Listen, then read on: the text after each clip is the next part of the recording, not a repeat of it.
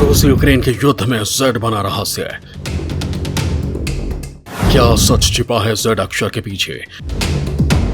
क्या किसी secret mission का कोड है जेड अक्षर? क्या फिर जेड अक्षर के पीछे छिपा है ज़ेलेंस्की की हत्या का मकसद? यूक्रेन पर हमले के बाद से ही रूस के राष्ट्रपति व्लादिमीर पुतिन लगातार पूरी दुनिया के निशाने पर बने हुए हैं। पूरी दुनिया के खलनायक बन चुके पुतिन के हर कदम को खतरनाक और ऐतिहासिक माना जा रहा है। लोगों में खौफ फैल चुका है कि पुतिन के हर उठाए गए कदम के पीछे जरूर कोई मकसद है।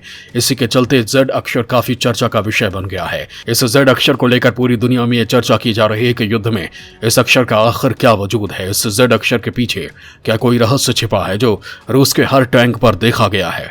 पूरी दुनिया के मन में एक ही सवाल उठ रहा है कि आखिर पुतिन को रूसी टैंकों पर जेड अक्षर लिखवाने की क्या जरूरत पड़ गई है। 24 फरवरी को जब रूस ने यूक्रेन पर हमला किया था तो रूसी टैंकों ट्रकों पर यह खास कोड नजर आया था, लेकिन कुछ न कुछ बदलाव के साथ जो हथियारों पर भी देखे गए थे। वहीं यह अक्षर अब हमले के समर्थकों के बीच भी तेजी से लोकप्रिय होता जा रहा है, जिसे अब यूक्रेन पर हमले के कट्टर समर्थन के तौर पर देखा जा रहा है। क्या है इस जेड अक्षर की कहानी? क्या यह किसी साजिश को अंजाम देने का इशारा है या फिर इसमें छिपी है कोई और सच्चाई? चलिए जानते हैं कि जेड अक्षर का आखिर मतलब क्या है, इसे यूक्रेन पर रूस के हमले से क्यों जोड़ा जा रहा है और रूस में कौन लोग इसका इस्तेमाल कर रहे हैं। दोस्तों, रूस के हमले के बाद से ही ये जेड कोड काफी चर्चा में आया है। रूस के टैंकों गाड़ियों में कोड काफी देखा गया है, लेकिन ये जेड कोड अलग अलग तरीके से लिखा गया है। कहीं ये सीधा तो कहीं ये बॉक्स में लिखा गया है, कहीं कहीं इस त्रिकोण में भी लिखा गया है। इसके साथ ही रूस के हथियार पर इस कोड को देखा गया। पहले तो ऐसा कहा गया कि इस कोड का इस्तेमाल अलग पहचान के लिए किया गया है, क्योंकि रूस टैंक और यूक्रेन के टैंक देखने में एक जैसे ही हैं, इसलिए रूस अपने ही टैंकों को नुकसान नहीं पहुंचा दे, इसलिए इस कोड का इस्तेमाल किया गया। लेकिन बाद में उसकी दूसरी थ्योरी सामने आई है, जिसके तहत इस तरह के कोड का इस्तेमाल रोसक वर्दिया ट्रूप्स के लिए किया जाता है। इसका मतलब रशियन नेशनल गार्ड से है, जो अलग तरह के सेना के जवान होते हैं और अपनी हर कार्रवाई की जानकारी सीधे राष्ट्रपति पुतिन को देते हैं। इसके साथ ही युद्ध में वी का निशान भी देखा गया, जिसका ये दावा किया जा रहा है कि बेलारूस रूस के साथ है, जिसका यह मतलब है कि जिस पर भी वी अक्षर लिखा है वो हेलीकॉप्टर बेलारूस से है और वो रूस भेजे जा रहे हैं।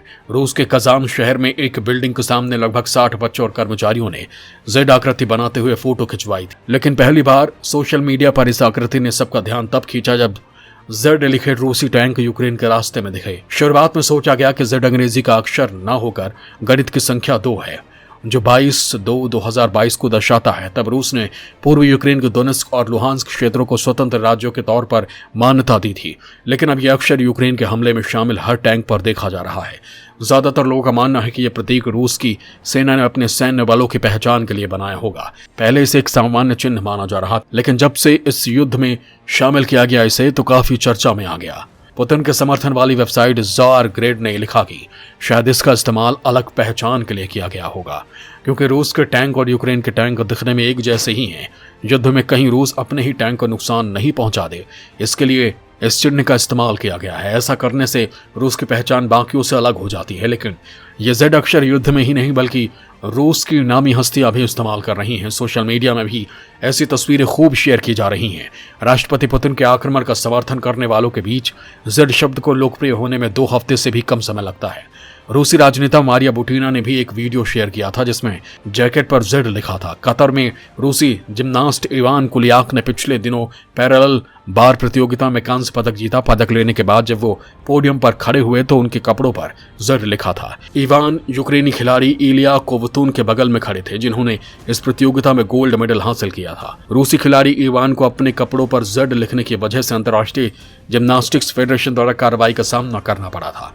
इसके साथ ही रूस में न केवल राजनेता और प्रभावशाली हस्तियां इस शब्द का इस्तेमाल कर रहे हैं, बल्कि कारों, वैन, विज्ञापन, होर्डिंग, सड़कों और बिल्डिंग्स पर भी जेड लिखा हुआ देखा जा सकता है। ये लोग रूसी सेना का हौसला बढ़ाने के लिए इसका इस्तेमाल कर रहे हैं। रूस की सरकारी ब्रॉडकास्ट रशिया टुडे यानी आरटी भी जेड अक्षर वाले टी शर्ट बेच रही है। School of Slavonic and Eastern European studies में अंतर्राष्ट्रीय राजनीति के लेक्चरर एग्लाया स्नेत्कोव का कहना है कि ऐसा इसलिए है ताकि आप अपने काम भी कर सकें और बिना शोर किए अपनी मंशा भी जाहिर कर सकें। वो कहती हैं कि रूस में जेड का प्रसार न केवल सोशल मीडिया की वजह से हुआ बल्कि इसके पीछे शासन का हाथ भी है। हालांकि एग्लाया मानती हैं कि इसे फासीवाद के प्रतीक के रूप में नहीं देखा जाना चाहिए। उनका मानना है कि भले ही जेड का स्वास्तिक के तौर पर दिखाने वाले बहुत सारे मीम्स हों, लेकिन ये उन लोगों द्वारा किया जाता है जो शासन पर दबाव डालना चाहते हैं। दोस्तों, अगर रूस की सिरिलिक वर्णमाला देखें तो उसमें Z अलग तरह से लिखा जाता है। ये दिखने में 3 जैसा लगता है। अधिकांश रूसी लैटिन अक्षरों को पहचानते हैं। रॉयल यूनाइटेड सर्विसेज इंस्टीट्यूट में रिसर्च फेलो एमिली फेरिस का कहना है कि Z बेहद प्रभावशाली और आसानी से पहचाने वाला प्रतीक है।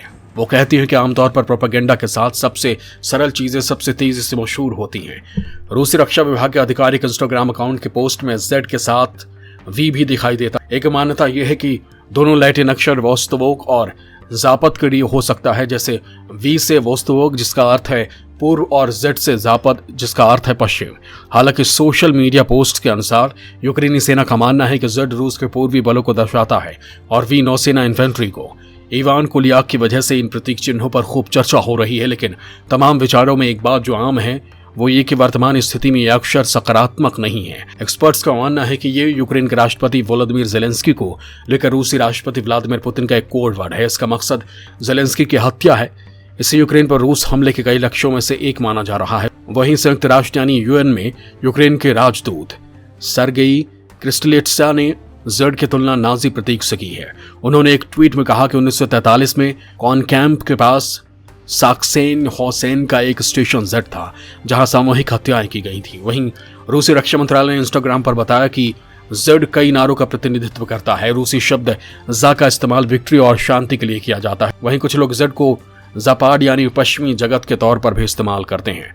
दोस्तों, जंग के मैदान में प्रतीक चिन्ह का खूब इस्तेमाल होता रहा है। युद्ध क्षेत्रों में रेड क्रॉस जैसे संगठन अपने चिन्ह के बूते ही काम कर पाते हैं। युद्ध के दौरान देश अपनी सेना के काफिले को पहचानने के लिए टैंकों और सेना की गाड़ियों में बड़े अक्षरों में ऐसे प्रतीक चिन्ह बनाते हैं। कुवैत पर इराक़ी हमले के समय अमेरिकी सेना के वाहनों में भी प्रतीक के तौर पर सफेद शेवरॉन का इस्तेमाल किया गया था। 2014 में जब रूस ने क्रीमिया पर कब्जा किया था, उस दौरान भी सेना की गाड़ियों पर Z लिखा दिखाई दिया था। देखा जाए तो Z की ही तरह V अक्षर भी सिरिलिक वर्णमाला में नहीं है।